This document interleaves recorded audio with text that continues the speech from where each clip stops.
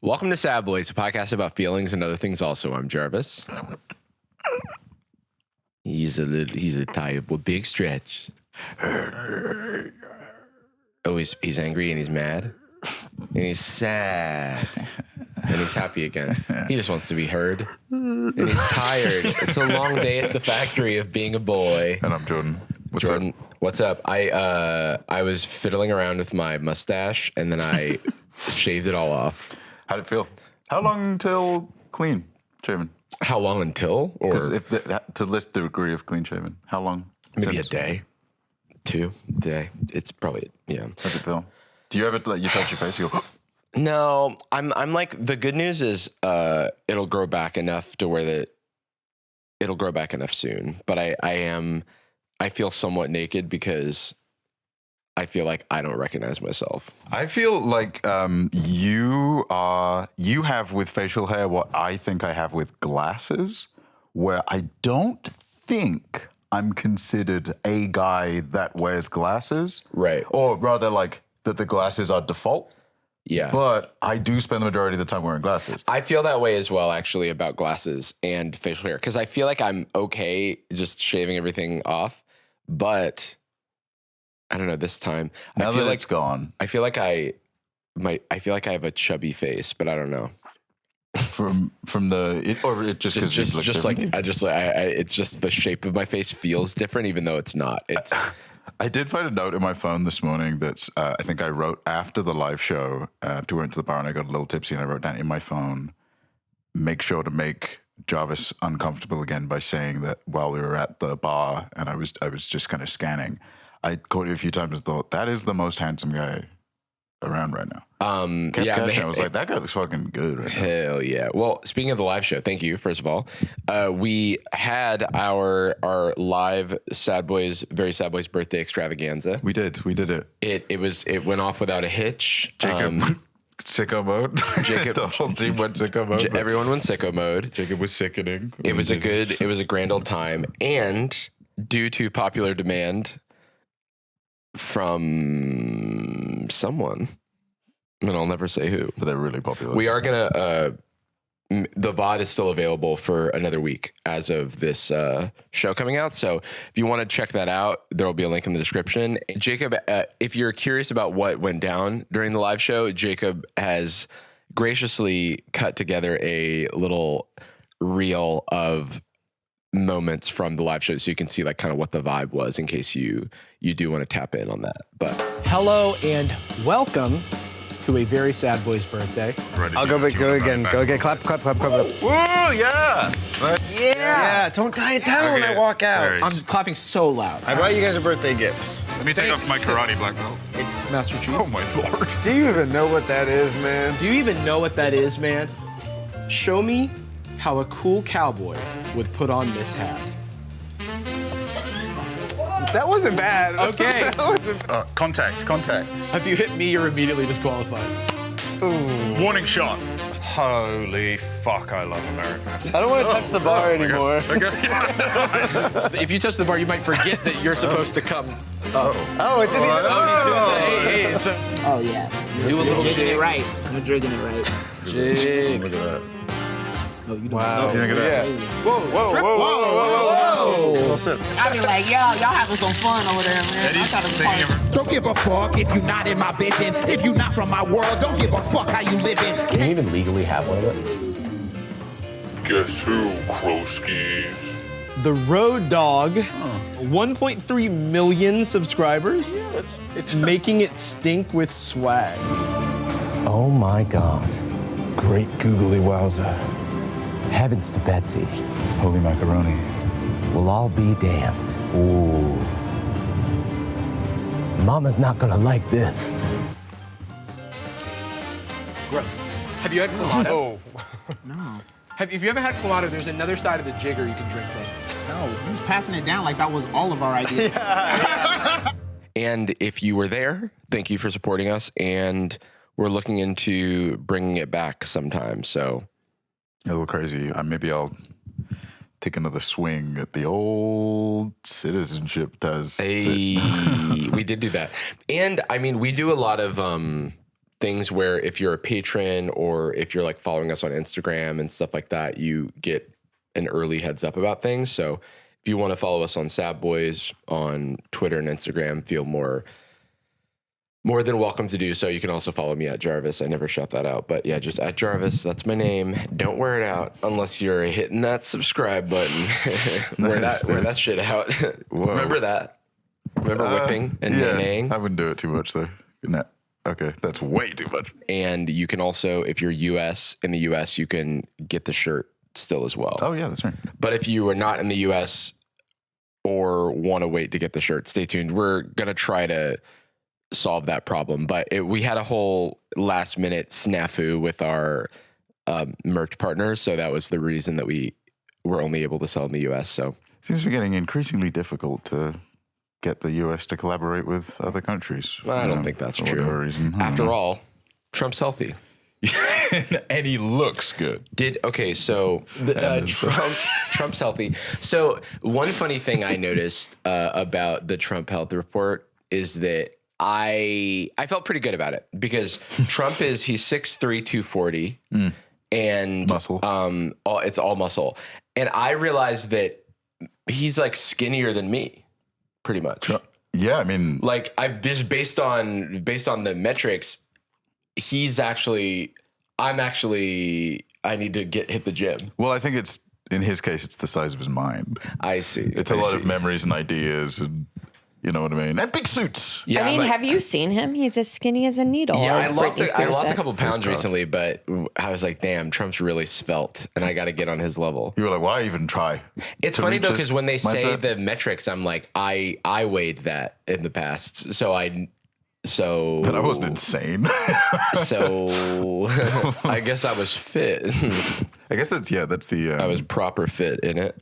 Oh, this guy's cool. Yeah, I like that. I can get behind that. Yeah, let's go back to the flat. It's a guy who says British slang but without a British accent.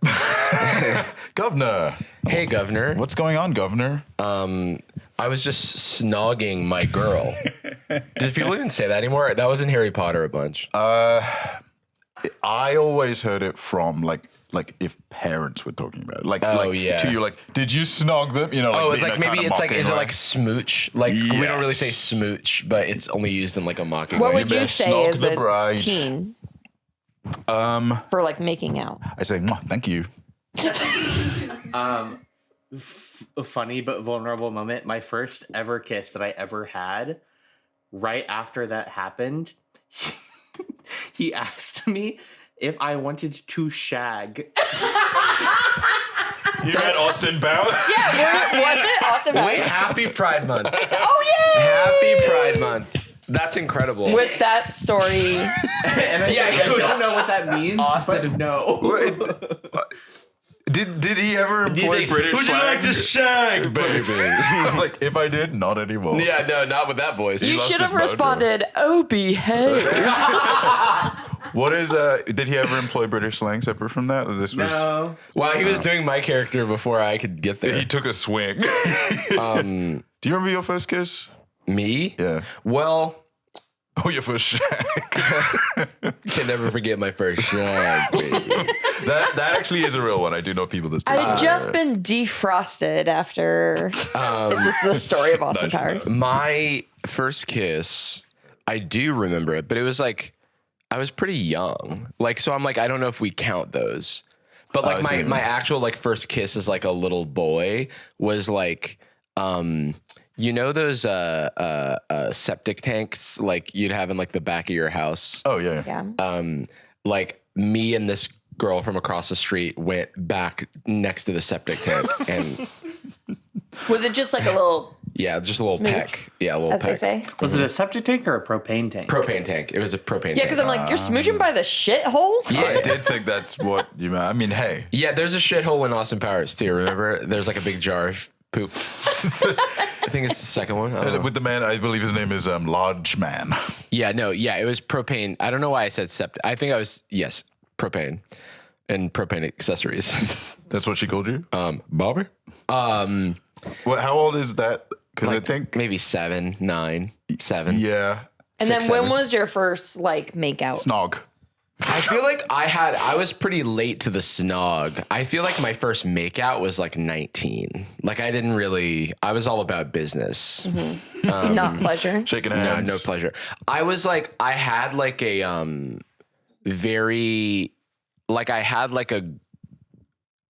quote unquote girlfriend in high school, but she was like, her family was like super religious and like we could like only hold hands. And I didn't want to cross those boundaries. Hold hands by the septic tank. There's no shagging to be had, mate. There's no. Do you want to? She wouldn't kiss me, but she was like, "Do you want to shag? You want to bonk, do ya?" Jordan, first kiss. I don't think I ever had a like out behind the lavatory out by the outhouse quick peck. I don't remember any kind of like.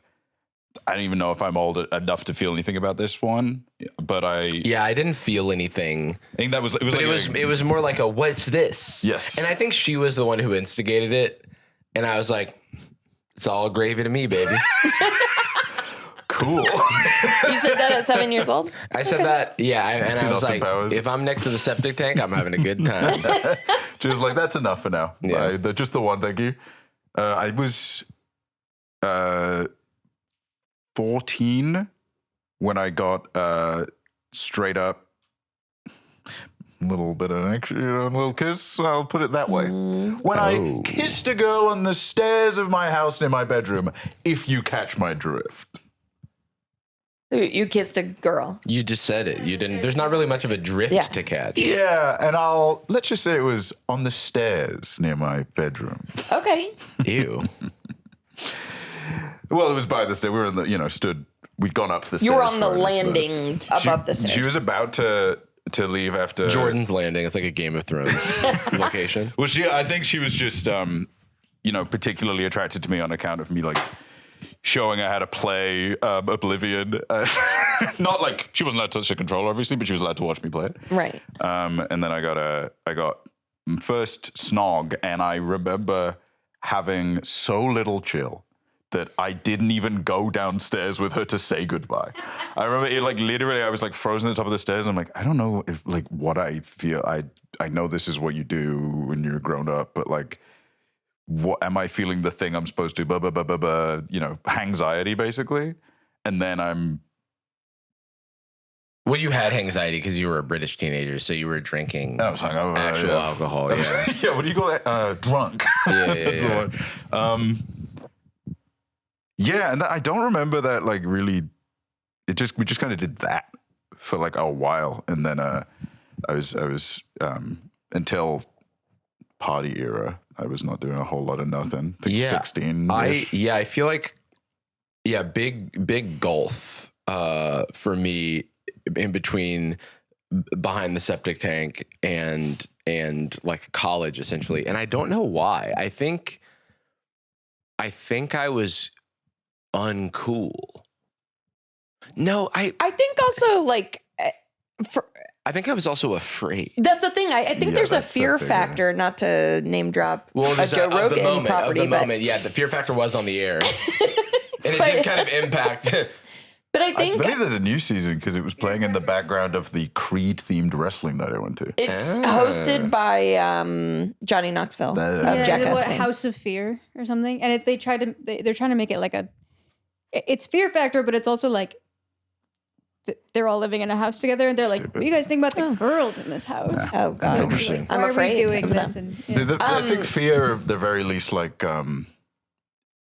it's such a new thing at such a large scale when you have such a the most caution you ever have in your life, the most just thing. Because even when I was like 16, when I first like had a girlfriend, well, you did consider a girlfriend. Even then, I was like constantly. I'm letting you lead. That's the thing is like no one knows how to proceed. So figuring out, okay, we kissed. How do we get from that to anything else? Who knows? I was around I still don't know. I was around some hip teens who were like snogging and stuff, snogging and shagging at the flat. And around your gaff? Yeah, it was like a particularly wicked night in Sheffield. And you got sloshed, of course. I of course got sloshed and gnashed. Yeah, you're wankered. I have to. I was absolutely wankered. And by the septic tank. It's still calling it a septic tank. It's still a septic tank. By the bog. The Vajuka bog. I think that I was around it, but I didn't know how to. I felt like a not quite literally, but like a spectator. But I you were felt in the like, cut chair I of felt life. like I was like, how is this working for everybody else? I'm not getting the attention or anything like that. I think my understanding of it was that, like, I think I couldn't separate the idea that I, as a dude, have the like my mum made it very clear that I have, without going into the specifics of it, just that I have the capacity to be a scary entity. Do you know what I mean? That of the two partners in play, I am the one to be cautious, and I didn't, I think, digest that in detail, the how and the why. I just went okay, I'll just chill out. I'll just see. I'll kind of hang out. I think I was my first proper bonk, my first shag. I was 17, and it was the night before my 18th proper birthday. Bonk, yeah. And I was just okay, I guess. I remember in my brain being yeah, I guess we can, because I'm not saying any words about it, because I'm thumbs upping enthusiastically. This episode of Sad Boyz is sponsored by ZocDoc. Life is like a big puzzle, Jarvis. Yeah. I'm constantly trying to fit all the pieces in my puzzle, and it's from 4 different puzzles. My career. My passions. Yeah. My relationships, my finances. Oh my God. And of course your healthcare. The dark 5th piece. But finding healthcare shouldn't be the trickiest part of the puzzle. And that's why ZocDoc makes it easy to find and easily book a top-rated doctor who fits your needs. ZocDoc is a free app and website that helps you find and book high-quality in-network doctors, so you can find someone you love. Whether you're looking for dermatology, dentistry, primary care, eye care, or any of the 200 plus specialties offered on ZocDoc, you can easily search by symptom or specialty to build the care team that's right for you. Want to see your doctor in person? No problemo. Great. Prefer a video visit? Equally no problemo. Great. Few thousands of verified patient reviews to get a real sense of who your doctor is. Maybe they hate small talk just as much as you do. They root for the same sports team. Whatever it is, you can feel confident that you can book a doctor you know you love. You can see their real-time actual availability and click to book a visit instantly. No phone tag, no waiting around, none of this nonsense. Appointments through ZocDoc typically happen fast. We're talking 24 to 72 hours of booking. You can even score same-day appointments. Stop putting off those doctor's appointments and head on over to ZocDoc.com/sadboyz. That's us. To find and instantly book a doctor you will love today. That's ZocDoc.com/sadboyz, ZocDoc.com/sadboyz. Thanks, ZocDoc, for sponsoring this episode of Sad Boyz. And now back to the show. Back to the show. I think that I was really bad at reading signals or knowing how to proceed. Because I was gonna say because I lived at home. I was in high school. But because I you were a child of a home. I also didn't have a car, and there's all these ways in which I felt dependent and not like I had my own life going on. I thought one step ahead, and I'm like, well, I couldn't take someone on a date, or I don't want to have these. I had a weird home life at the time, and I didn't want to ask my legal guardian for a ride or those types of things where I do think I later learned, and I'm wondering if this is TMI, so you can, there was an instance in there was somebody who I had a crush on in middle school, and then they went to my high school as well. And then we went off on our merry way. And then when we were in college and I was interning in San Francisco, they were in town. And we were having a party. Me and Russell were throwing a rager, of course, as I want to do. This was in your rave era. It was in my rave era. And that person was there and like made it very clear to me that they had always been into me. And I was like, oh. Made you spit out your pacifier that you were wearing in the room. I mean, that's a classic. Oh, okay, wait. Does this resonate with you? I feel like a part of that happening so much was me not really believing that like women had the same capacity for like attraction and horniness. I and, think like, that I didn't believe that I had the capacity for people being attracted to me. Yeah, it just like doesn't. It's like even pre like manosphere content action. like because that was not a part of my life at the very least. Oh, but like that. I just behavior. I just remembered something. Continue. But that like unconscious like. Well, ultimately, guys want girls more than girls want guys, and it's like that is like drilled in so immediately from somewhere abstract that like. To this day, I have to like go like, well, no fucking that is fiction. That is ridiculous nonsense. But it is what I was told from like, like 10. I do think like the media kind of. Yeah, you just pursue until you wear them down with nagging. I just remember something kind of funny, and again, I'll try to sanitize it. So I was at the septic tank. I was by the bog. I don't remember the context. I guess we agreed to meet up here. Me and this girl met up at a park and we're hanging out, and I guess it was a date. Now I'm recontextualizing it, but I don't know. And then the thing is, we didn't kiss, but then she was like, "Do you want to touch my boob?"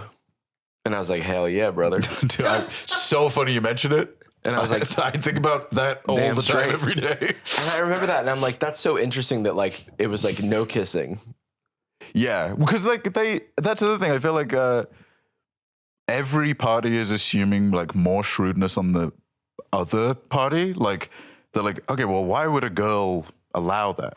Because they also want stuff. It is not like wow, what a glorious kindness. It's like no, they're also curious and like have like horny hormones. Like it's not like an alien. Plus, process. no one knows what they're doing. Yeah. So she's like, okay, well, this boob touch might move to other stuff, but it probably didn't because no one knows how to transition. Like, that's me showing. I don't think there was any. Oblivion. I don't think there was any other romantic contact ever between us, despite the fact that we remained friends. Yeah. But it didn't feel awkward because it was like you're in high school, and so like what? I think it was like you think like I don't know. You think there's a lot. Like, you think a lot more of life is automated. I think when you're younger because you don't witness the gears. You're like, okay, well, I don't remember signing up for school, but I'm here. Yeah. Okay. I didn't buy any of these clothes. Yeah. I guess your life is on rails. And then like it's all of a sudden it's like, okay, well, if we're going to fall in love and get married, I guess that'll just happen.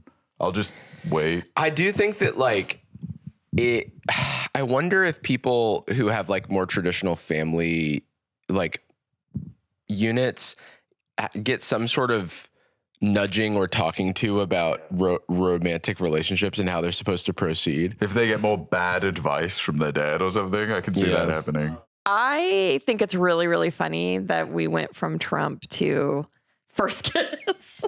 I mean, that's when I see him, I think about those days at the septic tank. Your lips immediately get into smooching position. I do feel like the ring. Before I was an activated like adult in that arena, every kiss was like a cold, slimy, disgusting like. I mean, no one's giving anyone feedback. Yeah. And I do sometimes think like, oh my God, if I didn't like, I lucked upon a relationship early enough in my life to like at least know what was terrible. Yeah. And the population of day-to-day walking around plainclothes folks doing bad kissing has to be the majority of people. Yeah, and it has to be a high majority. Oh, I absolutely can confirm that that's true because I've had some bad kisses. Then I'm like, oh, but this is someone who no one's ever given you feedback. And I can't do it. And I'm afraid. Absolutely not breaking the seal. I feel like my first several kissing partners Relax. were awful. Yeah. And then my no mojo, baby. They lost their mojo. I don't want to put him on blast, but I guess I will. Tom Steyer. My ex-husband, when we first started dating, I was like, I like this guy. I'm gonna fix him kiss wise. I've been there. Because I was like, this cannot stand. me when I'm a baby. I think there's two things going on. One is there's the group of people who do not open their mouth really enough. And then there are people who open their mouth too much and give too much tongue. Go tongue. They treat first. tongue like a battering ram into the doors of your mouth. They're calibrating.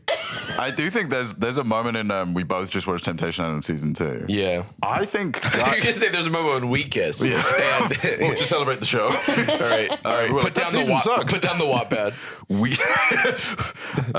There is a number of times where one particular character is always making out in what looks like the most repulsive way. Like the way that Jack does it is just so sometimes off-putting. When people make out, I have to look away because it's very disgusting to look at. I genuinely think that is performative. I think that is virtue signaling I'm a bachelor by how much the tongue is rotating around the outside of the face. I'm okay, so this is for us to look at. Jacob made it. We all made a face. It is it's horrific. The but outside of the face is crazy. It's like somebody just being it's like how the most acting wins Oscars. Do you know what I mean? It's oh, this guy must be a good actor. He's crying and yelling. And Leonardo got in the snow. He must be good at acting. Yeah, he fought a bear for that. We both went to The Revenant. I don't have much of a dog in this race, but I do have a funny first kiss story. With a dog? Nope. Okay. Dogs were brought up. Yeah, I was going to say, if we're counting dogs, then when I was 6, I went over to my neighbor's house and their dog knocked me down and started licking my face. It's no good. My first kiss picture, we just had a playlist going of I don't even know if it was one of our playlists or just random songs, but my first kiss was, in fact, everyone has a lot of people oh, this is our song. This is our first kiss. Ours was Witch Doctor. Oh, they laughed at you? Yeah. They gave me my first smooch while Witch Doctor was on. I do feel I do imagine that your soundtrack during this would be wham, wham, wham, wham. No, it's exactly what it was. Because it's the era of everyone I know is listening to nerdcore.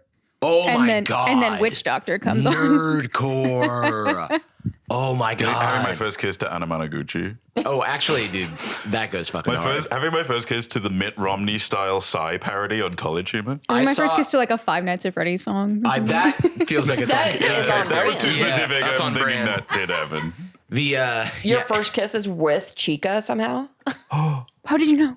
In 20, is it okay? This is how much my brain is not wired for Five Nights at Freddy's. I thought of Markiplier's dog. Chica, Chica, yeah. And when you said that, and not the animatronic from Five Nights at Freddy's, because I know Chica the dog better than I know Chica the robot. I do love Chica. Chica Yellow Chicken. Dog. Chica Yellow Chicken. Chica Yellow Chicken Bunny. Mm-hmm. Freddy Bear. Whoa. And? Name another one, I'll know it. You'd say the Fox. name. E. Brown. It's Foxy Brown. Foxy the... Fox. Yay! Pirate, I guess. PAX East 2010, Boston, Massachusetts. As the first PAX East, I was there. The musical guests, it was all right, well, 2 out of the 3 are bomb. Jonathan Colton, my goat. Anna Managuchi, my goats. MC Frontalot, nerdcore rapper. Do you guys know MC Frontalot? Oh man. I mean, maybe it's in there. Look, it's not, even then, it wasn't for me. I'll tell you that. I think that there's something where it's when it's nerdy, folky music, when it's, Jonathan Colton during the peak of Portal and, all of his, I love Jonathan Colton. I think he's great. And also it's doesn't feel like an affront to the genre of folky acoustic music. Something about, not all nerdcore, okay, but something about nerdcore is a little bit. I'm a nerd and I'm here to say I love video games in a major way. It's like always kind of got a slight tint of like, isn't this funny that I'm doing rap with this? Because rap is normal and hip hop's so weird. There's a way in which it feels from first principles, but in a derogatory. Like it doesn't feel like it builds upon. I think that's what it is. It like there is a progression in the way that like the genre evolves, and it feels like nerdcore went from hip hop pivot to like that's our only influence. Yes. Is that the words rhyme? Yes, exactly. You know what I mean? Yeah. And I'm like, I just don't. Like, and they're not, this is, again, not all nerdcore, because actually there's a MC Chris. Do you know MC Chris? Remember MC Chris? Yeah, so like MC Chris, I first heard on the first Childish Gambino mixtape, Sick Boy. Wow. I remembered that. 2008. 2008 was Sick Boy, 2009 was Poindexter. And it's Childish Gambino doing like a Lil Wayne impression. Yeah. And like there's a song with MC Chris on it. And MC Chris, I could like, I felt like that had more influence. I felt like it was like more, it wasn't, it at least felt like rapping. Yes. And like more of a, more affection for it kind of thing. Yeah. But it is, nerdcore will always exist in the realm of like, one song in 50 different rapper styles, like very college humor coded. Yeah, it's a very Mac Lethal mode. There's actually Tom McDonald's biggest top. Speaking of Childish Gambino, there's an old Childish Gambino lyric. I'd have to, it might be on the song Be Alone from 2011 EP, but it's fuck nerdcore, fuck backpack, I don't rap cool, I make cool rap. I make music for whack blacks to blacks back. In fact, I swear the track I lot on's my last track. Yeah, it's my shine, because it's also the, it also has the lyric, everything I'm saying, I'm Super Saiyan like Goku. That's pretty Which cool. Is what precludes fuck nerdcore, fuck backpack. Hey, look at that. Lyric brain, it's happening. And it is on my shine. Yes! These tracks like Indie Girls on Amelie, that's pretty good. Indie Girls on Amelie, honestly, I'm rapping about everything I go through. Everything I'm saying, I'm Super Saiyan like Goku. I do think, well, oh my God, wait, sorry, I just astral projected to one of the most embarrassing, or embarrassing in retrospect. In the moment, I was so happy with myself. Fumbled the bag with a girl who was clearly very into me, that I couldn't even conceive of that being the case. Oh, yeah. I am 15. I'm hosting a house party. My friend, no shade, Ruby. It was you. Let's call them Ruby because that's their name in real life. They stepped on what was kind of a weak floorboard in the living room, and their foot went through the ground into the kitchen. And we just kind of kept the hole for a while. She got unnecessary hate. It was an infrastructural issue. If we'd had a carpet, it would have protected it. The carpet we didn't have because a previous house party we ruined the carpet. There were layer by layer, you're ruining the house. I was such a piece of shit. I would nag my mum to let me have one while she was away, and she would always acquiesce, and then we would always do horrible damage, and I wouldn't clean it up. That period of my life, whatever. But it was all paying off because my number one crush seemed to have some interest in me. I'm finally picking up that might be the case. One issue with it is she, now in retrospect, clearly standing around waiting for me to join her, go get a drink, maybe have a bit of a schnog. My friend starts playing the Edgar Allan Poe epic rap battles of history. And of course I have to show them that I know all of the Watsky lyrics. Oh, dude, yeah. And I'd start doing it with, let's call him Adam because that's his name in real life. She's gone like a ghost. I don't know if I saw her again at all. You know what? There was a, and I'm still guilty of this, except for it comes out in like Hamilton for me now, which I'm doing, I guess it's in a month or something. It's at the end of June, June 26th. At the end of June, I'm doing Drunk Hamilton at Dynasty, and your boy's Hamilton. So, but that's like, I was born for this. Not to be confused with Born for This, the Paramore song on 2007's Riot. June 23rd. June 23rd. This episode of Sad Boyz is sponsored by GLD. Finding a Father's Day gift that he'll actually use is tough. Jordan? Dads never really go out of their way to upgrade their style. they find one watch, one pair of sunnies, one pair of like that really light tone jeans. You know what I mean? And they stick with it. Dad jeans. Never upgrade, never change. And that's why jewelry makes such a great gift for Father's Day. A clean chain, bracelet, or watch from GLD instantly upgrades a fit without trying too hard. While you're fixing your dad, might as well get yourself something too. I'm planning to fully ice out Anastasia's dad with GLD's jewelry, which uses real gold, each stone meticulously hand set, and you can feel the quality the second you put it on. They got chains for your dad. They got pendants for your dad. They got bracelets for your dad. They got rings for your dad. They've even got fully iced out watches for guess who? Your dad. Anastasia's dad. Yeah, Anastasia's dad, and also yourself. And if your dad's obsessed with his team, GLD has official collabs with the NFL, NBA, MLB, and more, so you can get something that actually feels personal for Anastasia's dad. Over 2 million customers, count them up.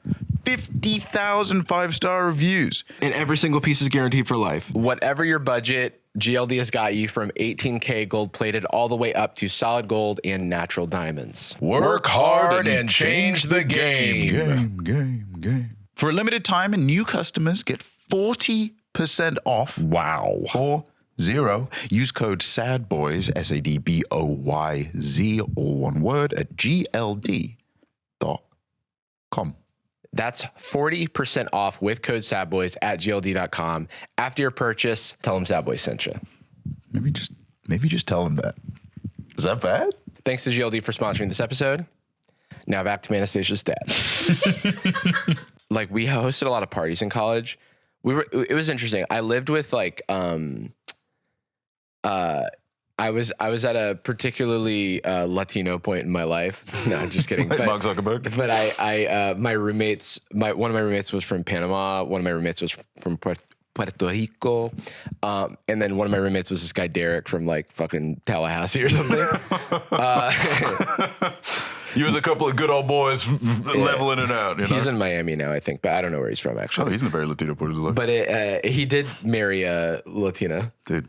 But anyway, we would host these parties and I would impress people with rapping Look at Me Now, the Busta Rhymes rap for Look at Me Now, the Chris Brown song. It is I think there's an uncanny valley on how good impromptu karaoke is. And you either have to do it, like, as you say, really well, and that's the anomaly, or proudly, consciously do a kind of shitty job. I hate that. Every 3, or like in a sense that like you just can't sing, like you're just not good at it. There's no shame in that. But you do Bohemian Rhapsody, and it's fun because someone's like doing it enthusiastically. Yeah. Everything from a 3 through an 8, especially if it's done somewhat cynically, just don't bother. I will say though that there's like I have my like pocket of this will impress white people karaoke, and it does include Hamilton. Oh yeah. Yeah, that'll do it. People are like, do you do theater? And I'm like, no. I was just alive at the time. I'm just born for this. I was friends with him. Do you ever, okay, so. Do you ever feel like a plastic bag drifting through the wind? No. Okay. Katy Perry Firework on the album, it's not Teenage Dream. It's the one before that. Wait, I got this. There is a, It's the one after the California Girls album. No, it's the one before. Fireworks before that? It's her first album with, is it called Hot and Cold? No, it's the album with Hot and Cold, I Kissed a Girl, Mannequin. Maybe it is Teenage Dream. Fuck. Okay, but what if Teenage Dream? Okay. What if you remembered it as not being on Teenage Dream? That's good.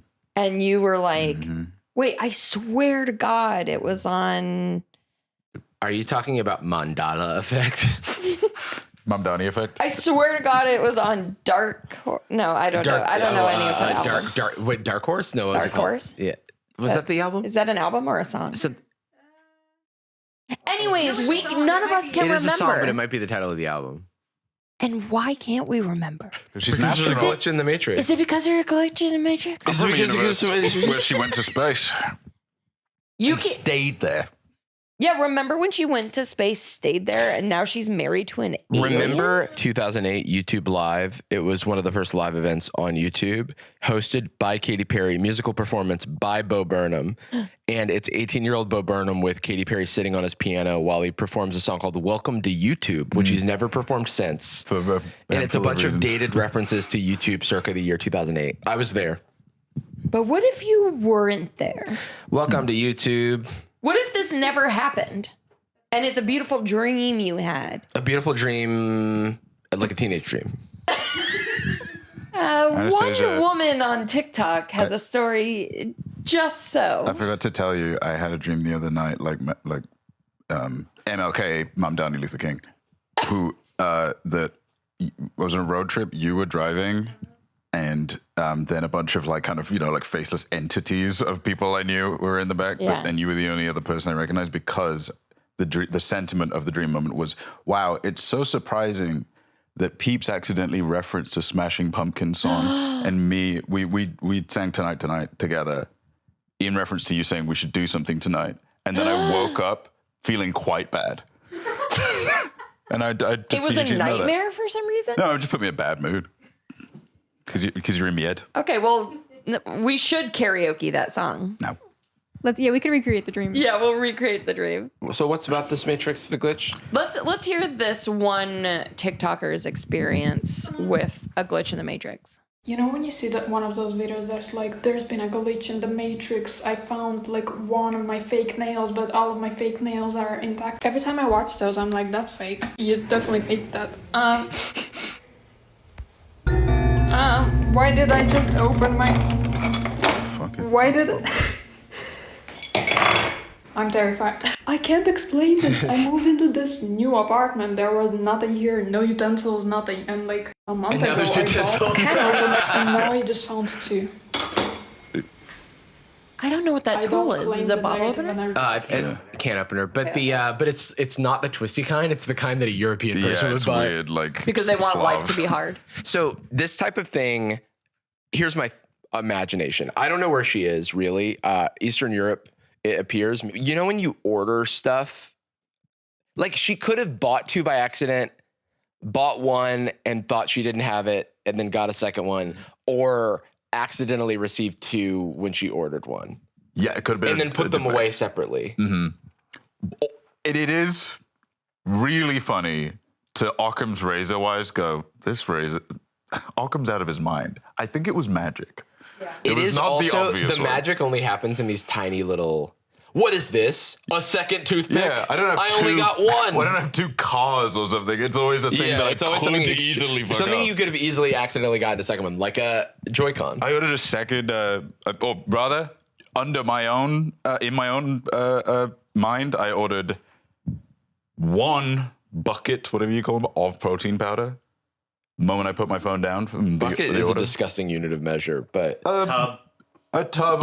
Even worse. A slop bowl. There we go. Septic tank. Oh, septic tank. Yeah, there we go. I place my phone down. I say, yay, I've ordered the thing I need. I place it next to the protein powder that I bought and arrived, I guess, like 2 days prior, that I just had on the kitchen island. Or it arrived really fast. That happens to me a lot. I just want to say that, like, we actually understand a lot about human memory scientifically. Like, science have studied this. I thought you meant we as Sad Boyz podcast. Well, we're pretty smart. We know. Okay. But so scientists have studied human memory quite a bit, and we now understand how faulty it is. So faulty. Yeah, like it barely works at all. The moment you remember something a second time, you actually change it. So you remember it a third, a fourth time, you're constantly changing that memory. So the truth of the matter is there is a good chance that they either just don't remember or have changed a memory. Yesterday, I was voting for California governor, and lo and behold, on the ballot, Barack Obama was there. And I was like, I could have sworn that guy was the president. Original name, I believe, like Robert Cecil or something. He has like the most vanilla Yeah, somebody changed name. their name, and I assume they changed it to like Barack D. Obama Shaw. Yeah. Well, he claimed that he's throughout his life, which, first of all, this guy's in like his 50s or 60s, and there's no way he knew about Barack Obama before he was a senator. Right. So he's claimed that it's throughout his life. He claimed that throughout his life, people were always comparing him to Barack Obama and Denzel. Those were like, you always used to come up. So I thought, screw it. I'll Does integrate. the D stand for Denzel? The D stands for Denzel. That's awesome. He's Barack Denzel Obama. That is like Batman, Spider-Man, Goku, Vegeta. Yeah. Also, he looks nothing like either of them. John Wick, the swag god. That's Barack Benzbama. This is the Mandela effect version of this guy was the president, right? No, it was this guy. I thought that guy died in jail. The funny thing is that we're recording this on Wednesday. All of the votes are being sort of tabulated. It's all very depressing. Not if I have something to say about it. But Barack D. Obama Shah got like an okay amount of votes. Okay, so quite literally, there's so many things wrong with electoral politics, and the jungle primary in California, jungle primary in California is one of them. Yes, it's horrible. We need ranked choice voting. I think if I walked into the booth, not that ranked choice voting doesn't have flaws. It has flaws, but this is ridiculous. Yeah.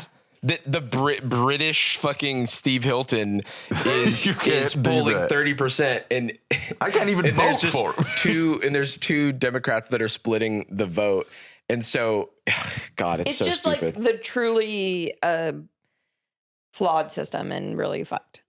I do have a story similar to this in Jarvis's. I think I've told Jordan already, but when like 5 years ago at this point, I bought a sports bra at Target that I had never found one that I like truly liked, was like really comfortable before until this one. I remember thinking, oh, I should buy a second one of these because I use it all the time and I should buy another one. And I remember going to Target and they didn't have them anymore. And so I was like really upset and I was like, oh, well, wasn't meant to be. You're really upset? That's spinning around like Taz? Yeah, exactly. A little rain cloud formed above my head. Started raining in Target. They kicked a can. Yeah, I kicked the drum. Went, man. But like a couple months after I moved to LA, I was going through my laundry and I pulled out 2 of them. And I was like, well, now I know I didn't buy another one because I specifically went to and they didn't sell them anymore. It was the same exact one, same size, same everything. And I was like, I texted Katie. I was like, oh, maybe her laundry got mixed in with mine.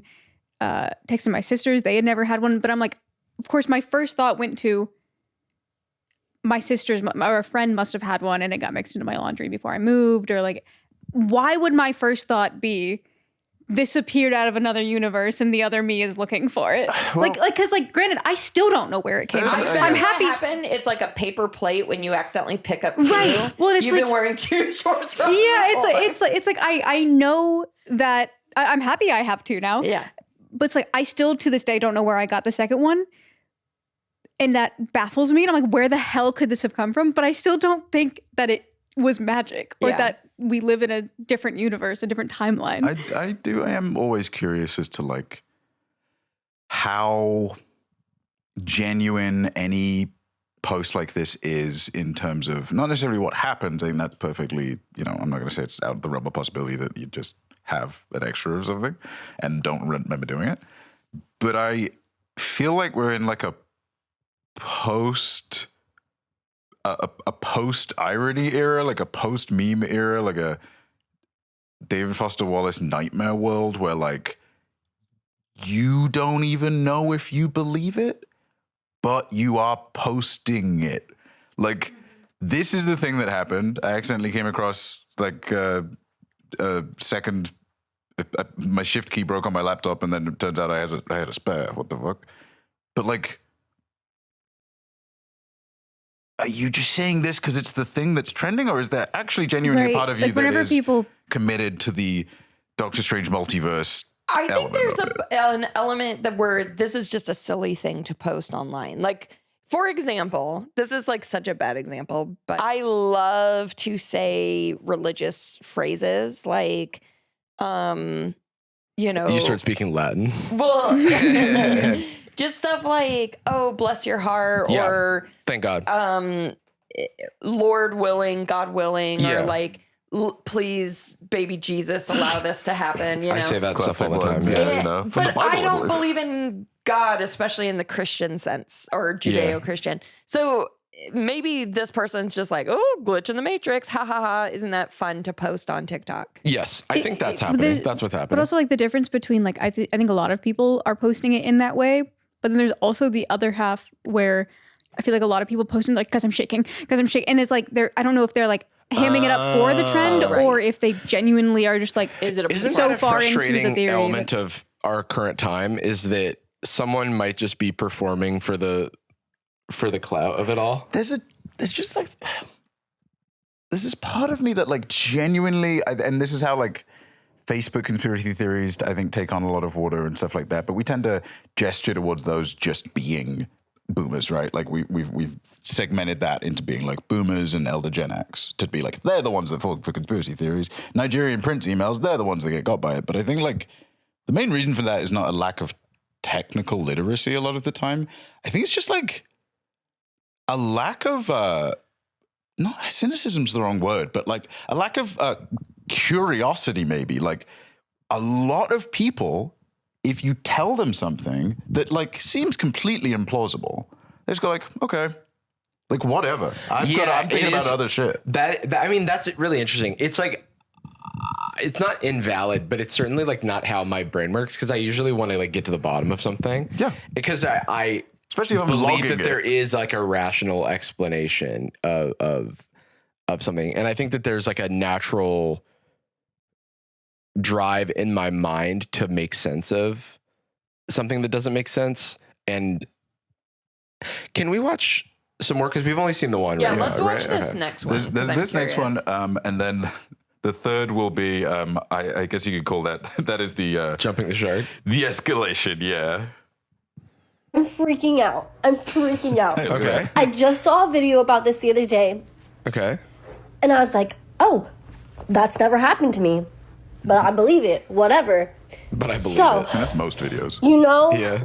Like the little theory about how, I don't even know. We're like, we have different. Stressful. By the way, timeline. This is like what I would sound like if I was a time traveler. Yeah. I'd be like, guys. The first thing I do is post it. Crazy move, by the way. Me when I'm John Titer. It is all right. Wild move. Teeter. Bottled water on a coaster. That's funny. I never seen also that. my eyes are like trying to search for what they're freaking out about. So I'm like, pillow horizontal? Like, I'm just thinking. Dumb British head. Like, I wish they would just visually zero in on whatever they're talking about. But let's I guess this is the inverse of the like, you know, the classic like, the video starts and it's the girl like coming away from hitting record and they brush their hair back. The icon, and they're always in like a slightly yellow room. The millennial pause. That's the Gen Z shake.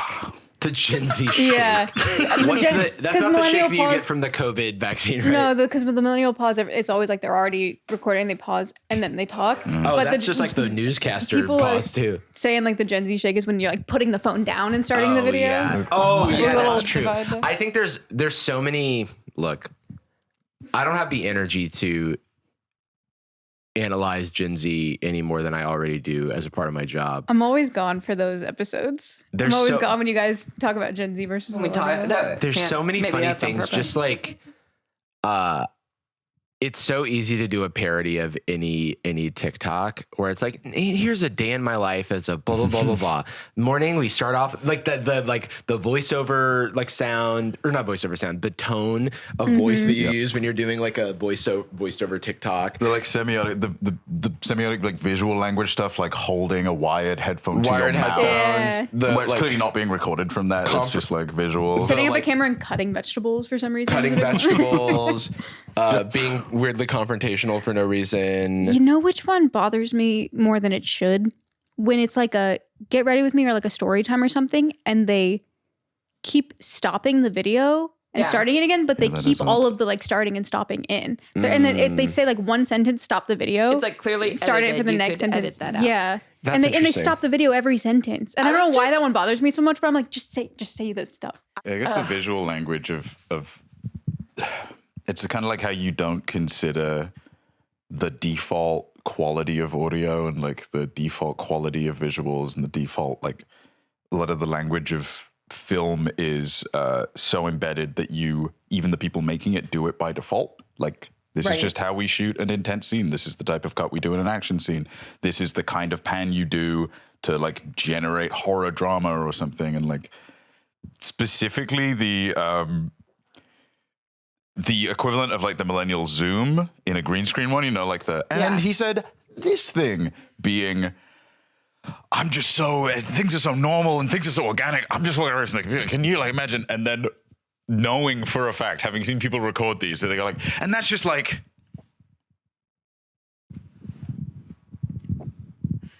the crazy thing that's like it's so like. I feel that way about like any TikTok of like a rich mom who's doing like a get ready with me in the morning without my kids, and it's the first shot is her like me like in her kitchen, and I'm like, you got up and like did your hair and put everything and then put the camera down and went, You're late. or hiking videos and then like setting up the tripod, walking all the way back just to walk towards the camera. Maybe that's like the same lack of media cynicism though, where it's like you see that and you're just like the casual consumer, you just go like, no, I guess they used the forest camera. That was just there. And such. So, I bought a sun and moon. These earrings, okay? These earrings. And just to show you, because I do have another pair of sun and moon earrings. They're over here. Okay. Sun and moon. I know. Imagine Tell being me why. carried by her. And by the way, this one's broken. This one's broken. Okay. Yeah.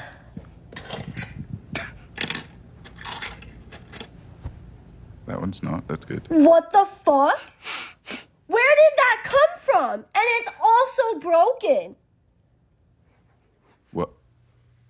What the fuck? Oh no! Okay. Oh no, we lost her. She died. The thing is, she died like, Call of Duty. I'm like, it is funny they hashtag timelines on this one. I'm just like the issue is that it's so easy to stage. That's the other thing. Right? I'm just like, it's hard for me to get, but that had 200,000 likes, so I guess people don't really. There's so many like plausible explanations. Yeah, it's just so funny. I'm like, I don't know how many. Like, I would ask so many. How many? First of all, where'd you get the earrings from? How many of these damn earrings did you buy? Yeah, and also, why is one of them broken and the other one isn't? Or why they both broken? I don't know. Maybe they were a pair and they broke. Yeah, maybe it's like poorly made and you bought the 2 suns and the 2 moons, but you just wear them sun and moon. Yeah, but then there's 3 suns, I guess, technically. But I'm like, I can believe the lapse in memory and the and the fake, fully fake. Those both kind of make sense to me. Because there is an explanation, there is a path to take on it. The pathology I'm trying to access but can't figure out is either of those things happening. Oh, sorry, not the fake one, I guess, or just the being forgetful. And who is genuinely believing it? Because there were a lot of Mandela effect people that were like, no, the universes are actually melding. Can we look at and I feel like a lot of, I mean, look, this is the, this has to be the corner of TikTok that was also doing... what's it called when you transport consciousness? Oh, shifting? Shifting. Going Yeah. Like, this has to be the shifting corner of TikTok. Yeah, it seems like. But that's the thing is like, what are the comments like for that one? I think about this and it immediately bumps up against my like, yeah, but this isn't what I believe about the universe. That's not how I think that things work. Why would I be trying to think of the least interesting world? Yeah, I would probably go with Mandela effect. Wait, is that serious? It jumped away from you weird. You didn't even touch it. Why was it moving? Wait, can we look? Are you fucking kidding? It's like you just want to believe this stuff. That feels more sincere, which is so interesting. That's the thing. The Matrix is doubling everything except for my bank account. Great observation. Dude, she hit it. Hit the edge of it. Like those little origami frogs you make and you go. Yeah, she literally did the thing. Yeah. Multiple people pointed that out. I couldn't have even conceived of thinking that. I remember when was that Raid? Sorry, what was under her nightstand? I think she did have a can of Raid. Wait, I think that's the thing. Yeah, maybe a cockroach brought this earring into your home. Yeah. I'm like, you might be like, open a window when you spray that stuff. You might be like Puffing. blacking out. And just, like, ordering it This is online. also the same. I guess it's the same corner of TikTok as shifting and Mandela effect stuff, where they're like, well, because recently I've seen a bunch of people posting and commenting about how, like, guys, we shifted back because Fruit Loops is Fruit Loops again, and my Lord. the tricks are shapes again, And they're and for kids. Chick-fil-A is blah, blah, blah. In my timeline, tricks are for adults. Tricks are for the bunnies Cornucopia is only. back. Like, The cornucopia, and it's like every time now it's like Gen AI, just like someone just like takes a photo of a vintage for the Loom shirt, does Gen AI to put a cornucopia on it, and then it's like instant views on Twitter. I want to point out something. This reminds me of this old Reddit story, and again, it's like it's Reddit, so who knows if it's real? But the story was that this guy went on Reddit and was like, "I think there's someone like is breaking into my house and moving stuff around."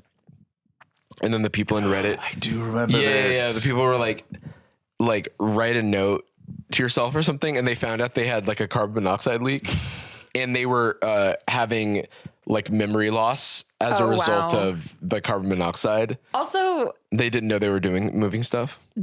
okay, this is like slightly similar but different in that there's actually this really wild story of and it's like a documented story, it's true, of a woman who thought there was a ghost in her house, and she kept saying, "I'm seeing this ghost, I'm telling you," like, and she even like kind of drew the ghost.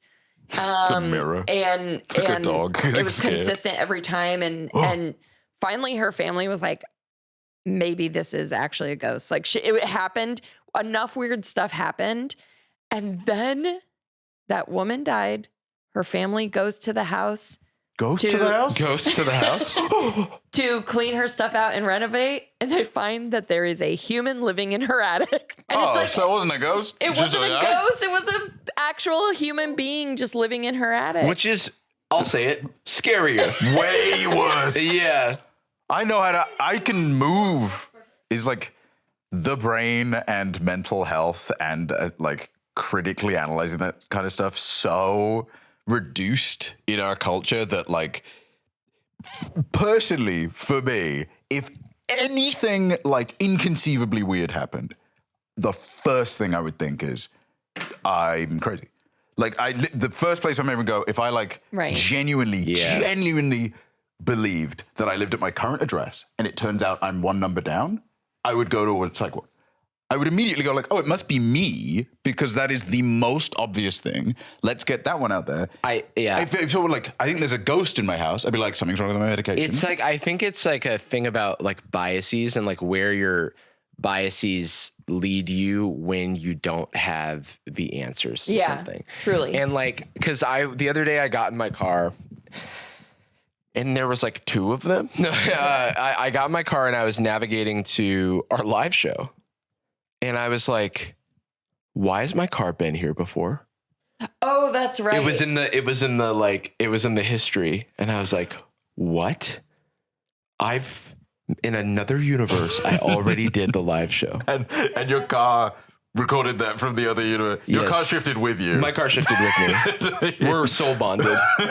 And then when I got there, I was like, oh, I went to a show here. And then the reason I kept searching for the address in places that I couldn't find it anywhere. And I was like, why can't I find the address? But I've been here before. Why would I have typed this in? And then when I got there and realized the show that I had been to that studio at, the address was printed on an image. And so I couldn't find it when I searched. Dude, I'm like, I feel like there's a lot of things like that. Yeah. I understand the compulsion to want to find a narrative or a pocket for something that's like unexplained.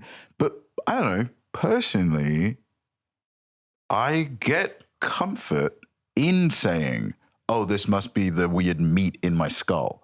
Like the funky meat in my skull is going recognizing weird. how unreliable the human mind is. But I think there's a lot of people who do not get comfort from the funky meat.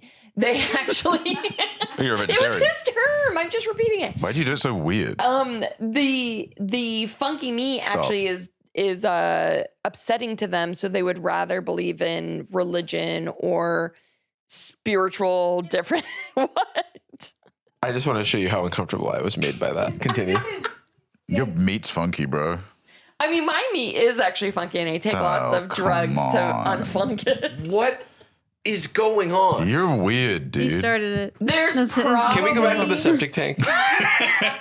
Speaking of funky, I do wonder if there's a George Clinton song called "Funky Meat." Because this is like how like a lot of like Greek myths happen, right? They're like, okay, well, we don't know why lightning exists, so it must be big man in the sky throwing a weapon. Well, it's right? like, So like, I think that there is a natural inclination to, given point A and point B, and you don't know how you got between those two, to fill it in given solutions that you know and can understand. And like when we learned more about science, it actually fills that in. And this is where conspiracy theories and misinformation and stuff get a lot of legs online, because they're like, and this is why trusting experts is important, is because someone who has like an expert understanding of like physics can explain why lightning comes down. But as someone who did not study that, you have to rely on someone who actually has the knowledge. Get the information. Yeah. It's very hard to explain too. That's the thing, Right. is like That's why it's their job. They had to like do the 9 to 5. To, like, glitch in the matrix, it's easier. I think it's very easy to manipulate people when you present every problem as common sense, regardless of the complexity of the problem. Because this happens with the economy. This happens with like public health and everything. It's like, yeah, public health is a great one because it's like, oh, I should just eat natural foods or something. Or, oh, there's raw milk. There's chemicals in my food, but it's like chemicals became a bad word. And it's like, okay, but everything is chemicals, first of all. And then two, like these things have been like, there's criticisms to make of big business agriculturally and stuff, but like Louis Pasteur, like discovering pasteurization as a process to like remove harmful like bacteria from milk, let's say. It's called that because it's his name? Yeah. That's so whack. Why? I don't think he named it. That's so, I would, if I can, they named it after me and I didn't, that's I'm not fully sure. I'm sure you're right. That's just sucks. But it is named after him. I just don't know if he named it. But anyway, but yeah, so, and like, yeah, the eureka moment is, hey, like, what if we like heated this stuff up? But like, it's like, you have to, like, that's not common.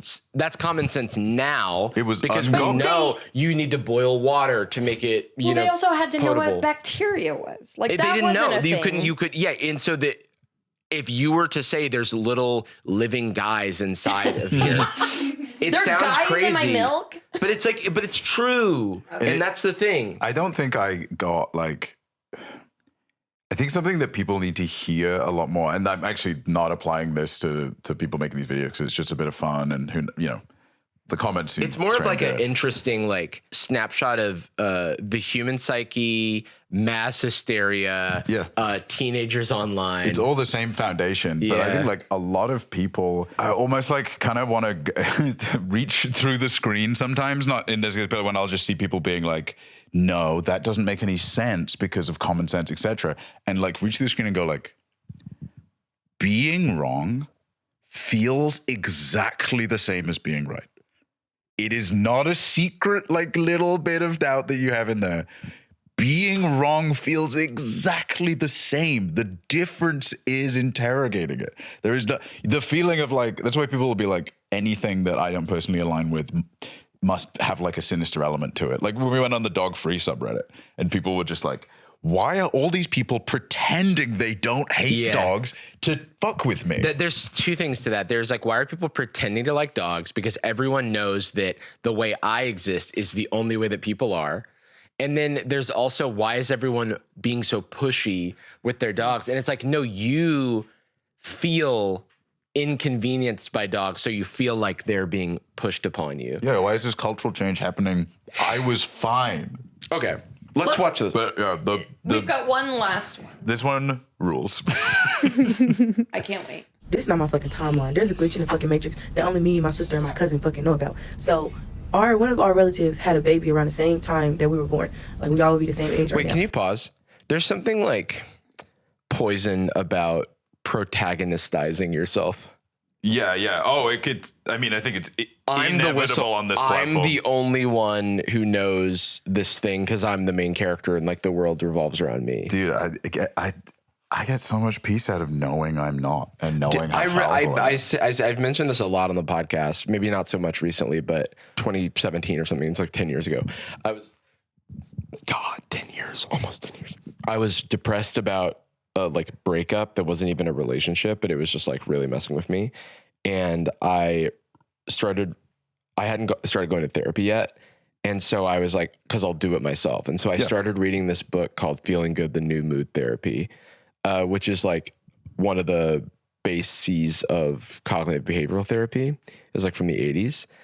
And you know, the concept that you can like retrain the neural pathways of your brain and like kind of slowly reduce the psychic damage you take from certain stimuli. Develop resistance. And so there's a part in the book where it talks about catastrophizing and like how you might like process certain like events. And it was like very revealing. It was it made me feel very exposed because I was like, oh, these aren't just the secret internal thoughts that I have. Yes. These are actually thoughts that are codified so much that an old white guy wrote it down in the 80s. Yes. Oh, it's not like a unique it's separating a behavior from a Jordanism, finding out how common it is. But one thing you have to do when you find out that stuff is go like, I guess I ain't that special. And that's a really difficult thing to do. And that's interesting because for some people it's comforting. Like for me, finding out I'm not that special means the relief. It's a relief because it's not just my weight to bear. It's not my. I'm not a cursed. I'm not a cursed protagonist. Yeah, exactly. It's like finding out I have like lactose intolerance, and the other people do is like, thank God they made Lactaid because other people also had it. If I was the first one, I'm like, well, fuck. And so that is like, I just found it really interesting that it's like we're the only ones who know about this thing. I would need so much confirmation to ever make a claim about me being the only one who knows about something. That's why I think we have a default to like probably like be over cynical with posts like this. Not negative, but like there's just no way. There's no way they believe it. It just can't be. Surely they went through every step. They were in every group chat, and it's like a lot of people. The second or third thing they do is post.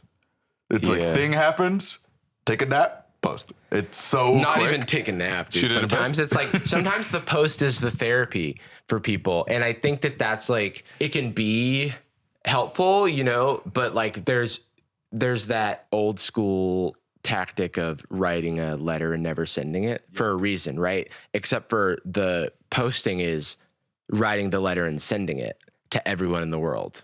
Yeah, it's just like because I want to. There's a thing that my therapist would talk about with like certain types of people I've encountered in my life where it's like if someone like in like let's say relationships, it's like if someone has a really uncomfortable feeling, but then they like make it your problem. It's like a hot potato is like what she would call it. And it's like because it's so uncomfortable for them to hold, they need to give it to someone else. Yeah. And that is a coping strategy that makes sense, you know, because it's like, I don't want to shoulder this alone. But left to your own devices, you could create this sort of coping strategy for any discomfort where it's like, I'm actually just going to post about it. Yeah, because I mean, this stuff is obviously chill and fine and a bit of fun, but it is like it's like the 1% tier of a habit and a symptom that does escalate really fast. And in the case of the hot potato, it's like, I feel like a lot of the time people do it. Maybe I'm just projecting from personal experience, but like a lot of the time I feel like I have been given hot potatoes under the assumption that to me it isn't hot because I seem like I'm fine. So I must just not either be bothered that by or them. it's so hot for them. They're not thinking about it. Yes. And it can't go on the ground. The other thing I'll say is like, this is like not actually about any of these individual creators, because for all I know, it's all ARG to them. Yeah. You know, but it's when people respond, and this is often this thing about TikTok with the kind of blurred lines of what is real, what isn't. When you see 600,000 people like something in all these comments, everyone's not in on the joke. Yes. Yeah. You know what I mean? 100. It's more a confirmation, and the algorithms are confirmation bias machines. Like if you believe something and you engage with it, then I want to keep feeding you that so that you continue like giving us your eyeballs. Yep. This does remind me when my niece was like 8 years old or maybe 11 years old or something. She and I were chit-chatting and she said, well, mermaids are real. And I was like, no, they're not. What do you mean? Like they're real in the fact that like they're in literature. You have facts and logicking. Like, Santa Claus is merely a construction of the Coca-Cola Company. Well, I was like, what do you mean they're real?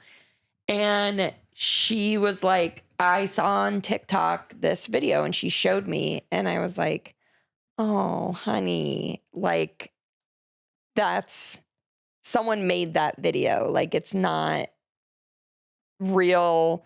And because it was one of these things that was like, they're like monsters. They're not like, you know. Yeah. There's ice giants at the wall. And fuck, wait, yeah, there's it gonna was like be a so hard conspiracy to theory thing. It's gonna be so hard to cultivate like a kid's imagination while also being like, yeah, no, we can be astronauts, but to be clear, we aren't in space. Don't watch a video that says like we're secretly in the simulation. No, wait. It's also like when there's a side to it where like it's say someone you don't believe in the moon landing and you're so adamant about it. You're trying to convince everyone around you and you go, okay, what if it is fake? Yeah. Now what? Like I still have to go clock in. Yeah. You know, like I have to carry on. There's so many things happening here right now that I can physically see and try to do something about that I don't think I could bring myself to care if the moon landing is fake. That's so true. Okay, let's see what this thing And that only that's what she we're knows here about. for, is to preach you all of this stuff, so we can think for you. Yeah, play this show for your 8-year-old. Soupy fun time. What was the meal? My dad used to make me a dish that he called eggy dip dip. It was a piece of toast with a whole cut into it. Fun time. But that's like in the same genre. Absolutely, You know? that would be a meal at Freddy Fazbear's restaurant. One of our relatives had a baby around the same time that we were born. Like we all would be the same age right now. And she drowned when she was 2, right? Why the actual fuck did they call us? Like they made like a little group message and was like, oh, we're doing a surprise party for her. We're like, for who? She's not fucking dead. And I texted my cousin, I put my cousin and my sister, like we all have a messy group chat. So I texted and I was like, she didn't die? And my cousin was like, right, with a question mark. And my sister's like, I know, I'm not tripping. Did we jump? Like, this is not our time. No, and this shit is scaring the fuck out of me. Because I mentioned it to another family member. I was like, I thought she drowned when she was 2. And they looked at me like I was crazy. Like, what are you talking about? You must be talking about somebody else or something else, because why would you even, like, everybody getting offended, like, why would we even say nothing like that? So all 3 of us remember the same fucking memory happening. I promise I went to her fucking funeral. I promise I did. We had pictures, and now the pictures are fucking missing. You've got the fundamental thing, yeah. I was gonna say my condolences, but I guess no one died. No, that's the thing. Is like it. I feel bad saying it like this rules, because the context was that this did not happen. Well, so we the just heard thing a is, keyword. like, it's like when you're so young. First of all, you're like at the age of like forming memories, barely, and if you all shared, like whether or not you all share that experience, if you're in constant communication, that doesn't mean anything to me, because it's like you all have talked about this since, and then it's kind of anchored whatever that. Also, like, one of memory them is. might have mentioned it and then altered the other two's memories. Exactly. That's how memory works. That's what I mean. Yeah. They might have watched the same episode of TV together, and then that locked in, and Also, they went like, "Yeah, remember we were there with Ross and Rachel." Yeah. Maybe she did have a drowning incident but didn't die. And that's traumatic for a little kid to see or hear. Yeah, exactly. And so maybe that's what stuck with them. Yeah, it's like you could have. It's like a parent could have not chosen their words properly, like at a really young age, and then you internalize it weird. The thing I'm wondering is like, So they haven't seen each other in any of that time. Why is that? Or we have seen them and there's like record of it.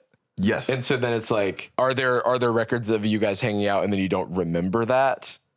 Like that's a more interesting thing, but it's not being interrogated any further because like 20 years of zero contact shifting to, hey, want to come to their surprise party? Yeah. Is like, nobody had a wedding or anything in the meantime that you might have seen them at, or that you thought they were a different person. But it does kind of, this reads like those like writing prompts on Reddit that are like 3-sentence horror or whatever. Yeah. Got an invite to surprise party for Jane, but Jane dead. But Jane died when I was a kid. But I'm like, yeah, wait, did they reply to this? So has she been at family events? Y'all ain't see her? Also, top comment, Willow Smith. Willow Smith did not have a baby. I haven't slept since I found out that Willow Smith has a baby. Like what? When? And then Willow Smith does not have a child. Maybe I'm Mandela-ing, but Yeah, I looked it up immediately, and from what I understand, she did not. The fact that all three of you remember the same thing so vividly, you all know for a fact you'll remember, crazy as it sounds, you three may have passed together and don't remember. And maybe she did actually pass away when you were all younger, and now you all are in the same timeline together again, because to remember pictures and everything, and now they're nowhere to be found, is the safer assumption than you could barely even talk, and you probably just saw something on TV. Yeah, I worry about like. Or even to like a grandma's it's like funeral. fiction. You know what I mean? Like it's like the comments always feel so much more like, whoa, the people not posting are the actual like. That's the thing, because it's a confirmation bias lightning rod for people who like believe this stuff like wholeheartedly. It's the line. I think there's an ethical line that is often being skirted or played around, blurred, because you can't ask people to disclose what's real and what isn't. And as a result, it pays to create a more interesting world than the world that exists. Yeah. And just say that that's what it is, because it then makes you interesting. Right. And it also is like maybe this semi-kayfabe reality type thing where like, yes, it's like keep saying ARG. It's like, but it's like not. Maybe everyone's under the.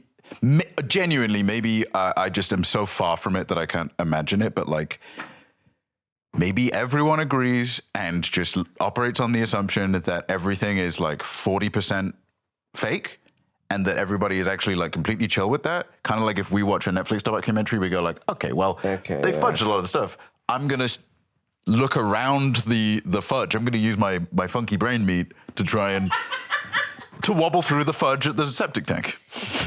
Okay. I just don't think, as it were, fudge, funky meat. I think that people aren't thinking that deeply about it, and and it's just more fun. Yes, yeah, it's just more fun. Yeah, are we option. the fun spoilers? Yes, and I like that. But I like that's the thing. It's like I'm like, and that's okay. I think that it's part of the more circle of an of life. anthropological like kind of analysis of. Because for example, I don't actually believe in ghosts, but sometimes it's fun to be like, ooh, spooky, there's a ghost in my house or whatever. You know? There's also like, I think if you get any kind of enjoyment out of like ruining a bit, or like if you play D&D and then you just like try and like, you go like, okay, well, that roll doesn't matter because the game's not even real. Like, okay, you're a baby. You have a baby brain. You're not fun. Like, I went on a ghost hunting stream thing once, and I don't believe in ghosts in the slightest. But for the stream, I just opened myself up. I just said, let's have fun for 2 hours. Like, what, I'm going to ruin this for what? To signal that I'm the best at being on Reddit ever or something? I always use the Mario Kart analogy where it's like you get hit with a shell from Mario Kart and you're like, fuck. But then you react as if something bad happened to you for real. Yeah. Yes. You know what I mean? And that's like, I don't know what the like psychological term is for that, but it almost feels like zooming in versus zooming out. Right. Like being in the moment. Oh, yeah. With something, and then you're like, what matters to you is only what's within the screen. Is that the same phenomenon where you when you close a door too hard and you go, ow, even if it didn't hit you at all. So. It's just like, but I like if I like accidentally kick a tree or something, I'll do the same thing or trip. Yeah, I've done that. I've like you didn't actually hurt yourself. Ow on. Yeah, exactly. It's like but the Mario Kart thing, it's like while this controller is in my hand, your blinders are on. Like I'm playing the fiction of the moment. I think it's like just you're being in the moment. When I'm playing Resident Evil Requiem and I actually feel like I'm being bitten to death by zombies when I'm holding the remote. I guess it's a suspension of disbelief, but yeah, the controller holding the controller makes it scarier. Yeah, or like it's like a zombie running at you is like I got to get out of here. I mean, it's the same thing as when you're reading a story and you can imagine, you paint the story in your mind, you know, where it's like when bad things happen, you feel emotions. There's some what is the term for that? It's just like empathy, but no, it's like good point. There's definitely some psychological term for that, but I don't know. Like specifically, and I say suspension of disbelief because that's what's broken when you come out of it. You know what I mean? But it's that elective, like, or even I guess like something. Granted, like in professional sports, there is a actual like a lot of stuff on the line or something. But if you're just like playing tennis with a friend or something, you are for that 40 minutes going like, we care about this right now. Like we care about this racket has to hit that ball and it's not allowed to go outside of the square. Or it's like me watching challengers. I know nothing about sport or tennis. I know nothing about tennis. I know stuff about sports. I know nothing about tennis. But the movie makes me care about this game and understand the rules somehow. I ain't seen that freaking movie, and you know why that. Not? It's got a girl in it. I know. Yeah, I know you hate girls, but boys rule, it's got girls rule. 2 boys in it. Okay, the ratio sounds pretty cool. You know, it's got lots of boys though. John Wick 1, 2. 3's got a girl in it. What about Ballerina? I liked Ballerina. It's sexist. She kills men. It's misandrist. Oh no. That's awesome. We should watch Challengers. I like it. No. Please. I also like it. Well, remember when we watched Sinners and you kept looking at me and saying, see, I'm watching a black movie, and then clapping for yourself? That was weird. I did. What's funny is I did just say empathy, and empathy is a part of this, but there's suspension of belief. Oh. I guess. And then there's also paradox of fiction, which is interesting. Suspension of belief? Yeah. Or emotional response. The paradox of emotional response to fiction, a philosophical dilemma that questions how people can experience strong emotions to fictional things. I'm glad that there wasn't like a term that's called. It's called zoinkers. It's named after Mr. Pasteurization. It's named after John Zoikers. Oh, we should show respect. But yeah, paradox of fiction, I guess, is what this is. I'm trying to separate suspension of belief from disbelief. I don't know if that's real. It was in the AI overview. Let's check it out on the Patreon. I'm curious. It sounds cool. Yeah, let's. But paradox of fiction, I'm looking at the Wikipedia page. That's such a Muse album name. Paradox of fiction. What about Paradox Rift? Huh? What about Paradox Rift? The Pokemon set. What about that?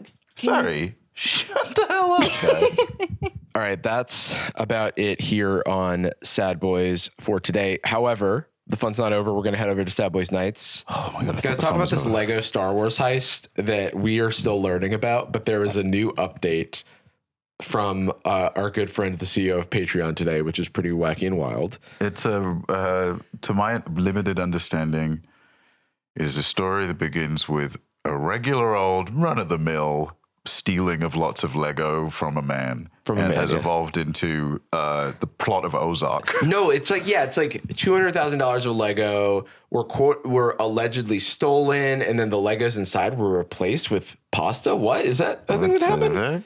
But then there's the police. There's Utah. Does it go all the way to the top? It goes at least all the way to the Mormon Church, and which you love. I love it. I love Mormons. And the Utah Police Department and a YouTuber named Reckless Ben who's engaging in reckless behaviors. Dude, this is electric. Also on nights, we just might have an Anastasia gripe and grape. A gripe and grape. Also, Love Island. Speaking of cops, new season of Love Island. We've got a certain guest coming. Police commissioner. There's a cop on Love Island that is already like some mayor in Philadelphia is like mad at him for going on Love Island and leaving the police force. He's upsetting people. But then the guy himself kind of sucks. It turns out. He's got a nice smile though. I can't believe it. Gosh, fuck. And that's all you need. Yeah, that is a pretty good buff. You can join us over there at patreon.com/sadboyz. And also, if you're feeling dandy, you can check out the live show VOD, which is going to be available for just another week. So by the time our next episode comes out, it'll be gone. It'll be dead. The people inside the screen will die, and it was your fault. POV, you're ending the episode. POV, you end the episode of Sad Boyz the same. With a particular phrase. That's the one. We love you. And we're sorry. Boom. Gucci girl, how you doing? How you moving, girl? Moving, girl. How's your day looking? That future girl, yeah, we on now. Take my money, go away, all you want it. Girl, too rich for me.